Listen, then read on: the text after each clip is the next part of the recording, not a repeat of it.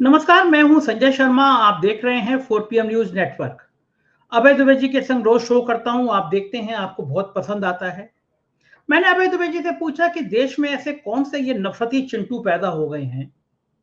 तो कोई भी बात होता है, कोई भी उत्सव होता है, इतना शानदार उत्सव हुआ, भारत ने इतनी बढ़िया विजय हासिल करी, न्यूजीलैंड को हराया, पूरा देश खुश था। लेकिन कुछ नफरती चिंटुओं को ऐसे मौके पे भी जरूरी लगा कि वो मस्जिद के सामने जाएं, वहां पे भारत माता की जय, वंदे मातरम, जय श्री राम के नारे लगाएं। और मैं टीवी चैनल पे देखता, टीवी चैनल गोदी मीडिया के बड़े चैनल, उनके एंकर कह रही थी कि अगर कहीं पे जय श्री राम का नारा लगा दिया, मस्जिद के बाहर नारा लगा दिया, तो कितने, इससे बुरा क्या है? 500 साल के बाद मंदिर बना, नारा लगाना बुरा क्या है? क्या जिस समय रमजान की नमाज अदा हो रही है, तरावी पड़ी का समय हो, उसमें किसी के धार्मिक स्थल पे के सामने खड़े होकर नारा लगाना उचित है? क्या भगवान राम खुश होंगे? ऐसे नफरती चिंटुओं ने इस पूरे देश का माहौल खराब कर दिया है। और मैं तो हमेशा कहता हूं, पाकिस्तान चिढ़ता है भारत से, कोई दो राय नहीं है। उसकी खुफिया एजेंसी ISI चाहती है कि भारत में हिंदू मुसलमान के बीच में तनाव बना रहे, एक दूसरे के बीच में खाई बने रहे। जो ISI चाहती है, जो पाकिस्तान चाहता है, वही ये नफरती चिंटू करते हैं। हिंसा भड़कती है। मैं ऐसे नफरती चिंटुओं पे भी पथराव करने, हमला करने की भी निंदा करता हूं। लेकिन इतना उन्माद का माहौल क्यों कर रहे हैं? तब बात सामने आती है कि क्या इसके अंदर भारतीय जनता पार्टी की अंदरूनी राजनीति भी है। अभय द्विवेदी जी का भी मानना है कि कुंभ की असफलता, कुंभ की विफलता, कुंभ की खराब अव्यवस्थाओं के बाद जिस तरह योगी आदित्यनाथ की कुर्सी पर सवाल खड़े हो रहे हैं, उससे प्रदेश में माहौल गर्म किया जा रहा है। योगी आदित्यनाथ खुद को इतना बड़ा हिंदुत्व का नेता ब्रांड स्थापित करने में जुट गए हैं, ऐसा माहौल बनाने में जुट गए हैं जिससे अमित शाह की रणनीति कामयाब ना हो पाए कि योगी आदित्यनाथ की कुर्सी पर कुछ खतरा हो जाए।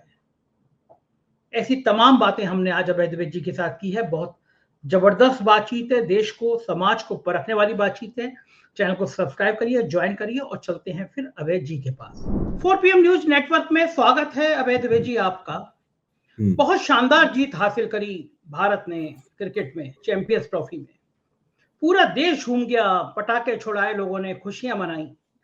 लेकिन एक नफरती वर्ग ऐसा भी था जिसको देश में ये प्यार बर्दाश्त नहीं हुआ। पता नहीं कहां से ये कुकरमुत्तों की तरह उन्मादी लोग निकल आए हैं।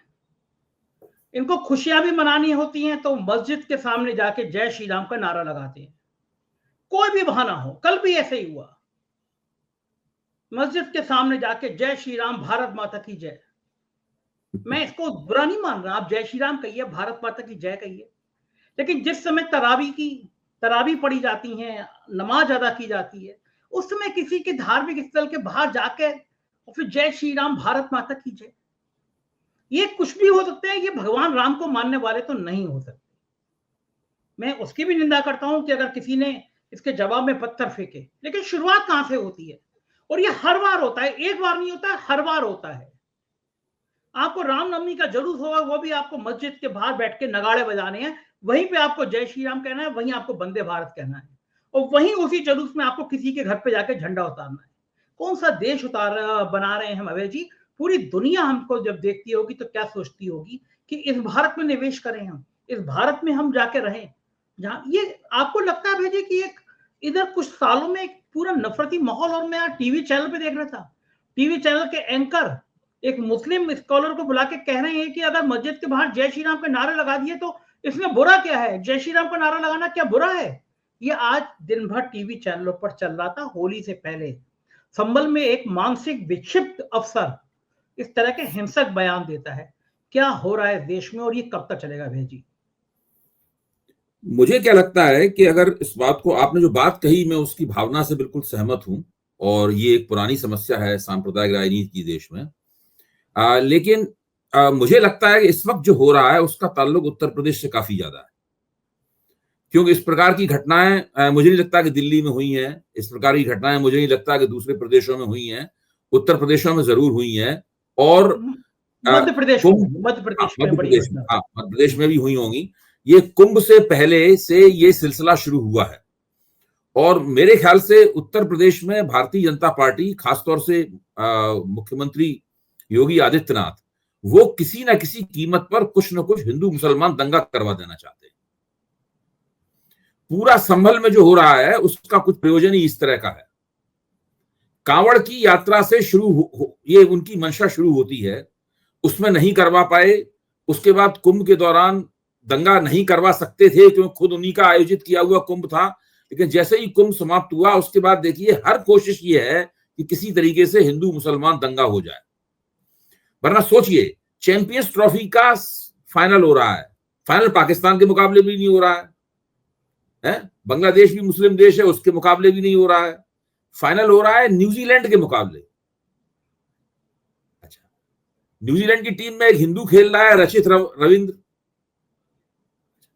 इसके बाद में उसको आप भारत हरा देता है। पाकिस्तानी टीम तो बहुत कमजोर थी, उसके मुकाबले तो मैच बहुत देर पहले हुआ था, उसमें भारत ने उसको बुरी तरह हरा दिया था। टीम इतनी कमजोर थी, सुनील गावस्कर कहना था कि भारत की बी टीम भी उसको हरा देगी। रोज पाकिस्तान में ही अपनी टीम के धुर्रे उड़ाए जाते हैं, उसके कप्तान को भी हटा दिया, सब कुछ उसकी दुर्गत हुई पड़ी हुई है, कोई उसकी तरफ ध्यान नहीं दे रहा है। न्यूजीलैंड के मुकाबले मैच है, वो भारत ने जीता है। इसमें मुसलमान विरोधी जोश का क्या मतलब है? मस्जिद के सामने नारेबाजी करने का क्या मतलब है? इसका सीधा मतलब है कि वो कोई भी, सीधा अर्थ यह है कि कोई भी मौका नहीं छोड़ रहे हैं किसी तरीके से कुछ हो जाए, कुछ भी हो जाए, कहीं कुछ हो जाए, इससे उनकी बल्ले बल्ले हो जाए। उत्तर प्रदेश के मुख्यमंत्री एक वक्तव्य में कह ही चुके हैं कि अगर दंगा होना है तो हो जाए, एक बार आर पार हो जाए। क्योंकि जब तक उत्तर प्रदेश में सांप्रदायिक तनाव अपने शिखर पर नहीं होगा, सांप्रदायिक टक्कर नहीं होगी, थोड़ा बहुत खून खराबा नहीं होगा, तब तक योगी आदित्यनाथ की राजनीतिक गोटी पूरी तरीके से लाल नहीं होगी। कुंभ में उनको जो सफलता मिलनी थी वो सफलता नहीं मिल पाई, कुंभ में उनको सफलता मिलनी थी वो सफलता नहीं मिल पाई, इसलिए वो परेशान है, कुछ और अतिरिक्त करना चाहते हैं, कुछ बेशी करना चाहते हैं, इसलिए ये सारा कुछ हो रहा है। मतलब मुझे तो ये लगता है, वरना इसकी तुक क्या है भाई? पहले से ही हिंदू राष्ट्रवाद का बोलबाला बना हुआ है देश में। नरेंद्र मोदी प्रधानमंत्री हैं, उनकी सत्ता को भी कोई चुनौती नहीं है। योगी आदित्यनाथ मुख्यमंत्री हैं, उनकी सत्ता को भी चुनौती नहीं है। लोकसभा चुनाव में बहुमत खोया था, उसके बाद आपने कई विधानसभा चुनाव जीत लिए, आपका रुतबा भी पहले की तरह बरकरार सा हो गया एक तरीके से। फिर ये सब करने की क्या जरूरत है? कोई ऐसा भी नहीं कोई मुसलमान संगठन कोई शरारत कर रहे हो, मुसलमानों ने कोई भड़काऊ बयान दिया हो, ऐसी बात भी नहीं है। इसका तो सीधा मतलब हुआ, इसको हम बुंदेलखंड की भाषा में कहते हैं चलते बैल को अरही लगाना। बैल ठीक ठाक चला जा रहा है, फिर भी उसको अगर आप डंडे से पहुंचेंगे तो वो बिरक जाएगा, कुछ बिदक जाएगा, तो बैल को पीटने का आपको मौका मिलेगा। ये किसी ना किसी तरीके से उत्तर प्रदेश में कोई बड़ी सांप्रदायिक घटना करना चाहते हैं ताकि उसकी प्रतिक्रिया में एक हिंदू गोलबंदी करने का मौका मिले। मुसलमानों को जानबूझ के चिढ़ा रहे हैं, जानबूझ के भड़काना चाहते हैं। मुसलमानों में भी ऐसे कुछ तत्व हैं। एक वो मौलाना है बरेलवी, जिसने शमी के खिलाफ एक फतवा दे दिया था कि उसने चूंकि एनर्जी ड्रिंक पी रहा था इसलिए उसने इस्लाम के खिलाफ एक अपराध कर दिया कि उसे रोजा रखना चाहिए था। इस घटना को लेकर सब चैनलों में लगातार वो चलता रहा। फिर वो मौलाना, हर चैनल उसकी निंदा कर रहा है, लेकिन उस मौलाना की एक एक बात चैनल दिखा रहा है, एक एक बात चैनल दिखा रहा है मौलाना। मौलाना फिर जो अपील करता है वो भी दिखा रहा है, उसकी तीन वक्तव्य दिखाए जा रहे हैं। इतना महत्वपूर्ण हो गया है वो मौलाना। इस तरह के मौलाना उनके लिए बहुत महत्वपूर्ण है, जो बिल्कुल प्रतिक्रियावादी और घोर सांप्रदायिक किस्म की बातें कर रहे हैं।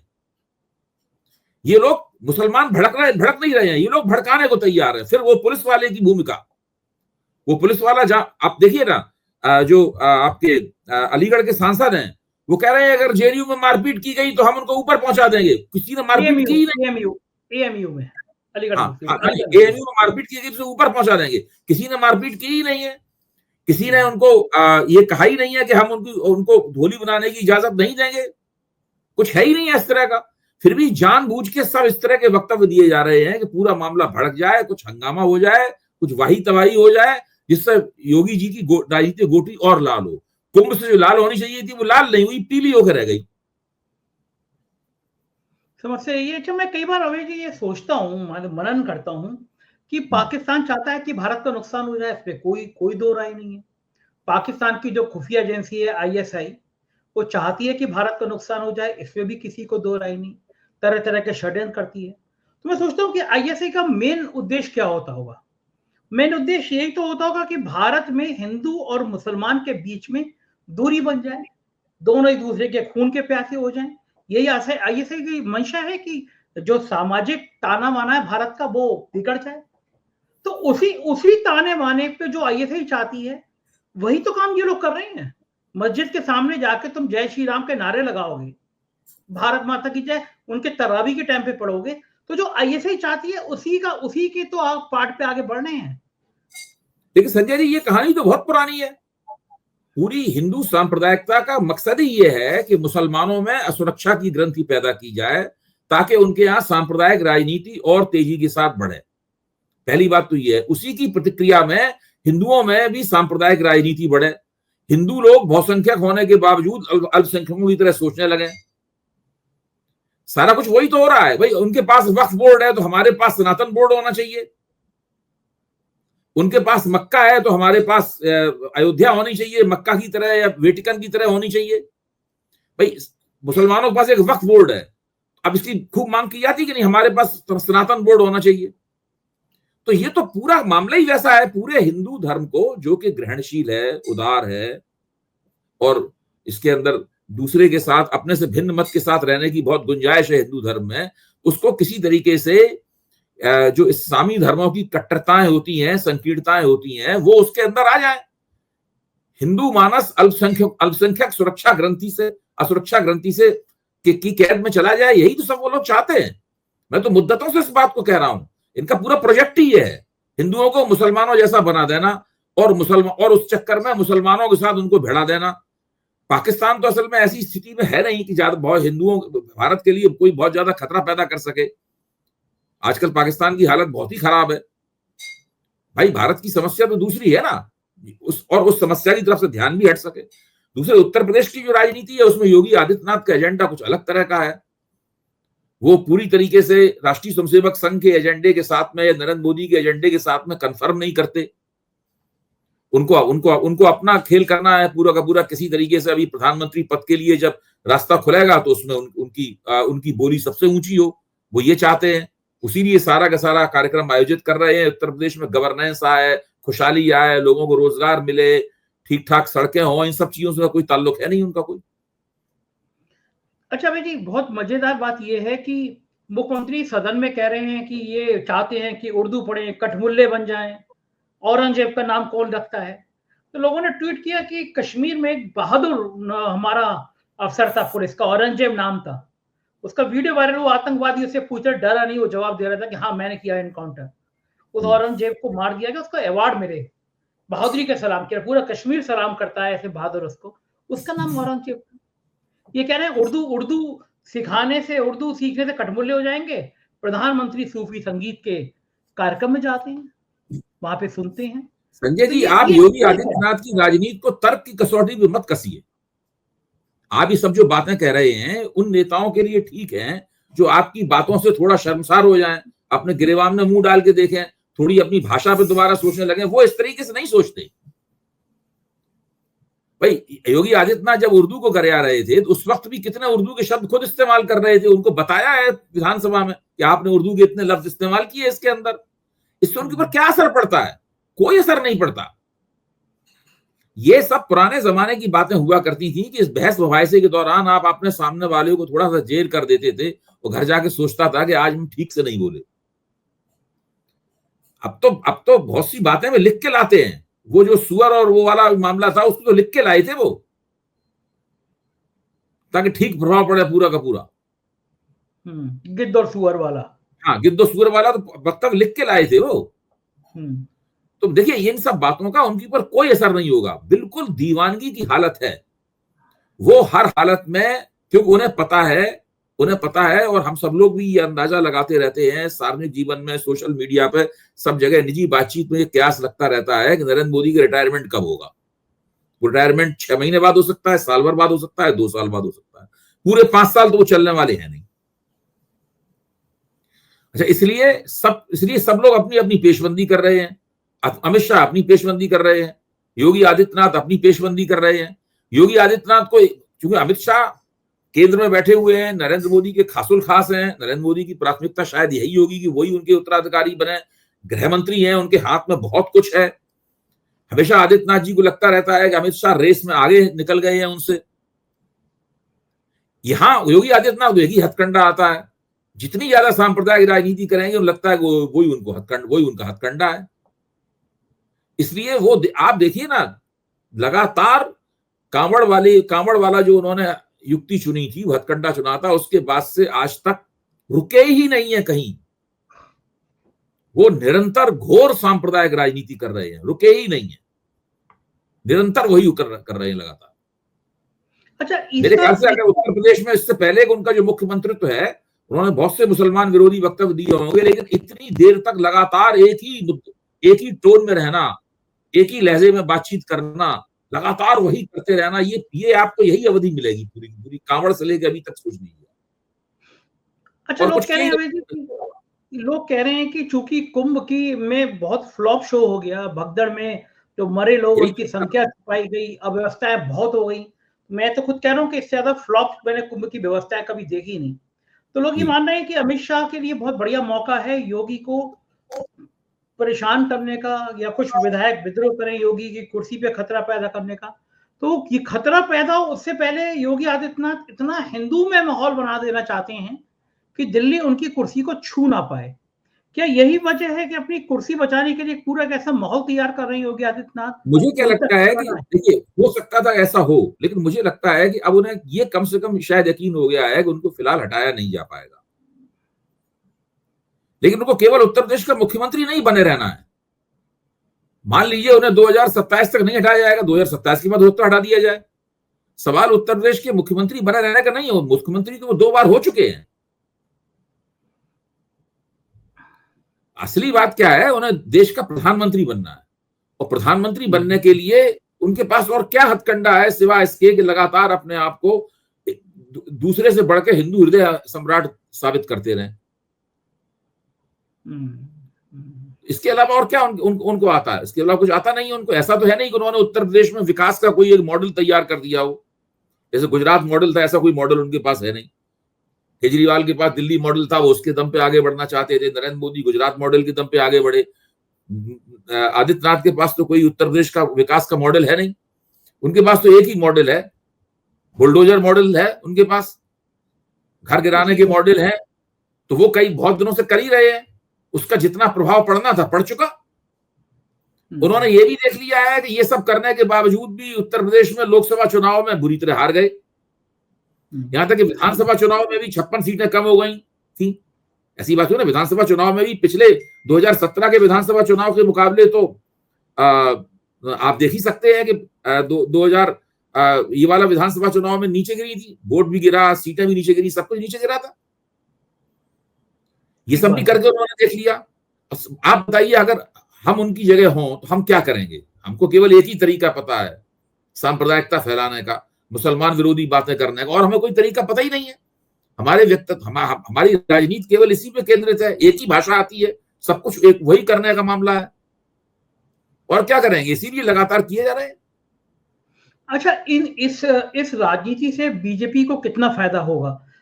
जो बैकवर्ड और जो दलित बीजेपी से अलग हट गए थे, क्या लगता है कि इस तरह की सांप्रदायिक राजनीति तेज करके मस्जिद के बाहर नगाड़े बजा के मस्जिद के बाद जय श्री राम करने से क्या पिछड़ी जाति और दलित जातियों में एक अच्छा संदेश आएगा? वो जो चाहते हैं कि वो फिर से हिंदू बन जाए, खासतौर से उत्तर प्रदेश में पार्लियामेंट के चुनाव में जिस तरह बीजेपी की पिटाई हुई, उससे बीजेपी बहुत चिंतित थी कि ये उसको नारा दिया गया कि बटोगे तो कटोगे। तो क्या ये गोलबंदी जो है कि इस उन्माद के जरिए फिर से पिछड़ों दलितों को, मुझे क्या लगता है कि जो लोकसभा का चुनाव लड़ा जाता है उसमें वोटर दूसरे तरीके से सोचता है, विधानसभा के चुनाव में दूसरे तरीके से सोचता है।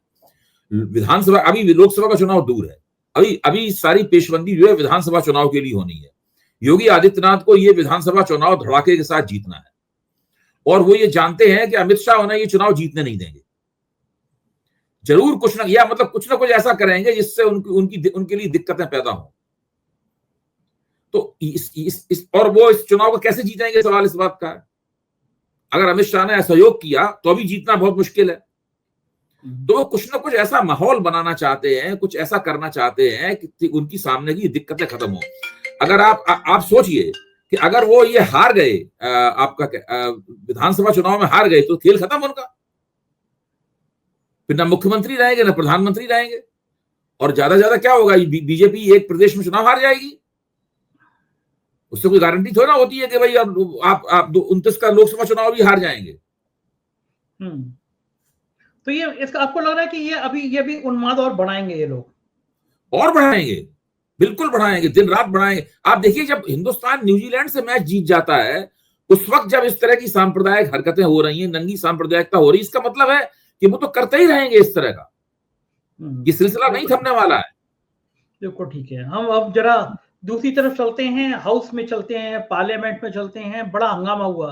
कांग्रेस ने, राहुल गांधी ने उठाया कि महाराष्ट्र में जिस तरह चुनाव आयोग ने धांधली करी, बेईमानी करी, लाखों वोटर बढ़ा दिए गए। अब तो चुनाव आयोग ने खुद मान लिया कि एक गलती हुई कहीं ना कहीं कुछ वोटर लिस्ट में। तो क्या लगता है आपको कि ये अब ये जो पार्लियामेंट में हल्ला हो रहा है, कांग्रेस को इससे बढ़त हासिल होगी? चुनाव आयोग प्रेशर में आएगा, सरकार प्रेशर में आएगी? नहीं, देखिए, विपक्ष अपनी कोशिश कर सकता है। विपक्ष को संसद के अंदर ये बात उठानी चाहिए, विपक्ष को कोशिश करके ये बात सड़कों पर भी लानी चाहिए, प्रेस कॉन्फ्रेंसेस करनी चाहिए, नागरिक अधिकार के संगठनों को सक्रिय करना चाहिए, एक व्हाइट पेपर इसके ऊपर पब्लिश करना चाहिए, जनता को शिक्षित करना चाहिए कि भाई चुनाव में बेईमानियां हो रही हैं। जब वोटर लिस्ट, जो चुनाव की बुनियादी चीज है, वोटर लिस्ट में जब गड़बड़ी है, उसके अंदर जब हेर फेर करने की टेक्नोलॉजी डेवलप कर ली है भाजपा ने, तो कोई सीमा नहीं है, चुनाव के ऊपर से भरोसा उठ गया है। विपक्ष को तो ये सवाल हर मंच पे हर जगह उठाना चाहिए। संसद में उठा रहा है, बिल्कुल ठीक उठा रहा है। संसद नहीं उठाएगा तो और कहां, क्यों नहीं उठाएगा संसद में? अब सवाल ये, क्या विपक्ष चुनाव आयोग को मजबूर, नहीं, मेरे ख्याल से चुनाव आयोग और सरकार के बीच की जो साठगांठ है, वो साठगांठ बनी रहेगी। विपक्ष को ये सवाल उठाते उठाते उन तरकीबों पर भी गौर करना पड़ेगा जिससे वो भारतीय जनता पार्टी के हथकंडों की काट कर पाए, या उस नुकसान को न्यूनतम कर पाए जो इस प्रकार के हथकंडेबाजी से होता है। तो वो तो विपक्ष को करना ही पड़ेगा, इसके अलावा और कोई चारा नहीं है। देखिए, देश में चुनाव, संसदीय चुनाव, विधानसभा के चुनाव, राजनीतिक, ये जो चुनावी राजनीति है, उस चुनावी राजनीति निष्पक्ष हो, सबके लिए एक लेवल प्लेइंग फील्ड हो, इसके लिए संघर्ष करने का वक्त आ गया है और सबको मिलकर संघर्ष करना चाहिए। मैं चाहता ये हूं, मेरी ये निजी राय है कि केवल संसद में ये सवाल ना उठाया जाए, बल्कि इंडिया गठबंधन के तौर पर विपक्ष की एक बैठक की जाए, उसमें इन सवालों के ऊपर एकता कायम की जाए, एक राजनीतिक कार्यक्रम बनाया जाए, ताकि उसके ऊपर आप आगे बढ़ सकें उस राजनीतिक कार्यक्रम पे। और पहले से कह दिया जाए कि इसका विधानसभा चुनाव की राजनीति से कोई ताल्लुक नहीं है।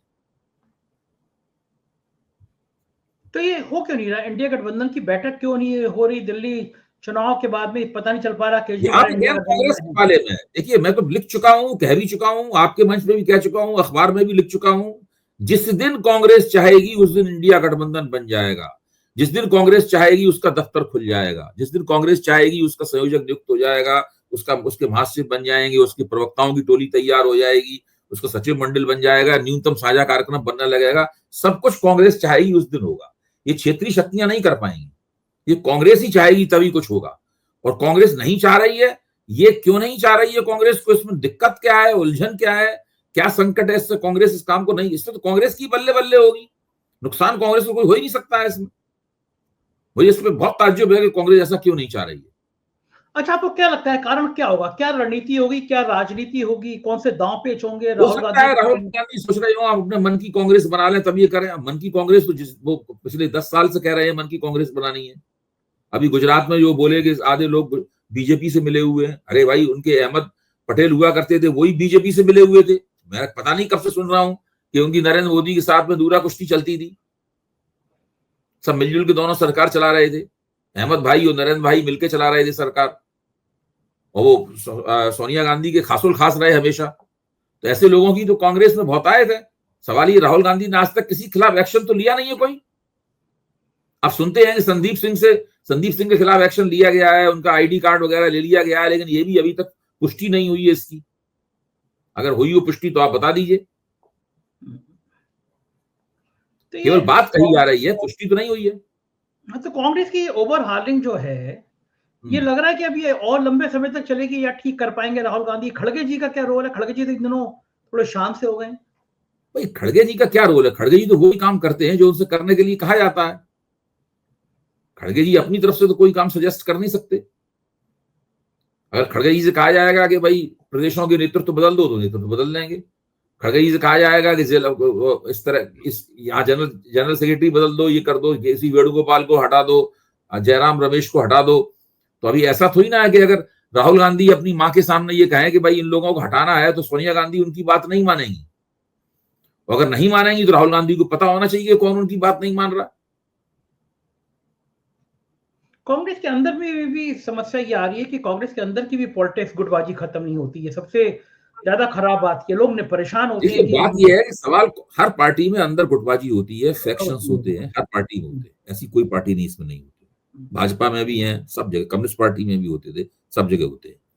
ये सवाल ये है कि जो आला कमान है, कांग्रेस का आला कमान क्या, कांग्रेस का आला कमान में 4 लोग हैं पहले नंबर पे, मल्लिकार्जुन खड़गे, सोनिया गांधी, राहुल गांधी और प्रियंका गांधी, यही 4 लोग तो हैं आला कमान में।